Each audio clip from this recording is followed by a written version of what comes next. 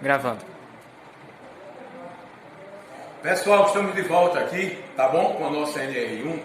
E como eu falei na aula passada, a norma ela cita um grupo de obrigações, um grupo de afazeres por parte do Estado, por parte do empregador, por parte do empregado, tá bom? E a gente chegando nisso, navegando nessa norma aqui, a gente chega no item 1.4, tá? Ela se refere a direitos e deveres. Beleza, olha, se eu tenho um direito, obviamente eu tenho um dever. A sociedade é assim, né?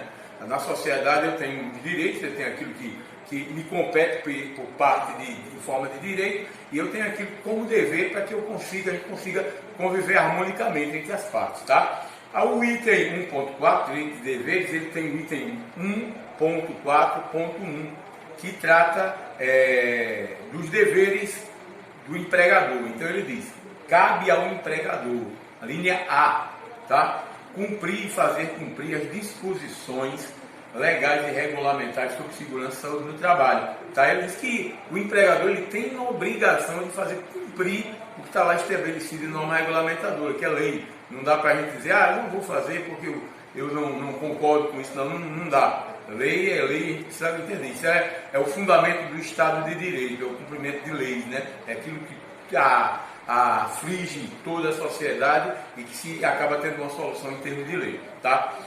A linha A, ele diz o seguinte: cumprir, fazer cumprir as disposições legais e regulamentares sobre segurança e saúde no trabalho. E ele vai adiante. Tá? Na B, ele diz o seguinte: informar os trabalhadores. O quê? Riscos ocupacionais existentes no local do trabalho. O empregador ele tem a obrigação de informar quais os riscos que o trabalhador está exposto, tá? Segundo, as medidas de prevenção adotadas para a empresa eliminar tais riscos, ou seja, eu vou inventariar riscos, vou descobrir quais são os riscos que cada fase de trabalho está associada e depois eu tenho que informar as medidas que eu estou adotando como prevenção para que o acidente não ocorra a todos os empregados, tá bom? O resultado de exames médicos e de exames complementares de diagnóstico aos quais os trabalhadores foram submetidos, ou seja, eu tenho a obrigação de informar o trabalhador naquele exame admissional, naquele exame periódico que a gente vai estudar mais na frente, na NR7, na norma regulamentadora número 7, do Programa de Controle Médico de Saúde Ocupacional. O empregador ele tem a obrigação de informar ao empregado quais foram os resultados desse exame. Tá?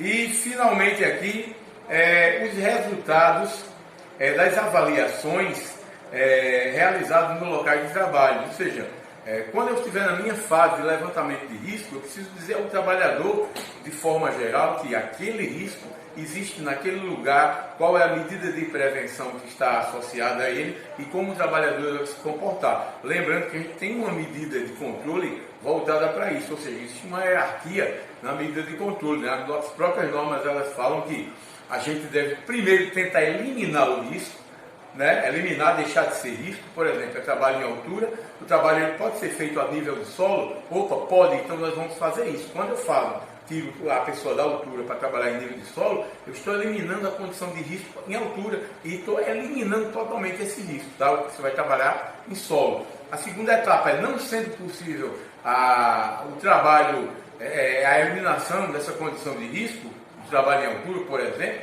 a gente vai para a parte de neutralização. A neutralização ela ocorre quando a gente implementa, né, emprega medidas de ordem coletiva e ordem administrativa. Tá? Essa é a segunda item da hierarquia. E finalmente o terceiro, nós temos lá a medida de proteção individual, o controle individual com equipamento de proteção individual. Aqui em cima a gente tem algumas amostras aqui de EPI. Nós temos capacetes, temos protetor auditivo e em horário, em aula adequada, nós vamos bater um papo sobre isso quando a gente estiver falando aí da nossa NR6, tá bom?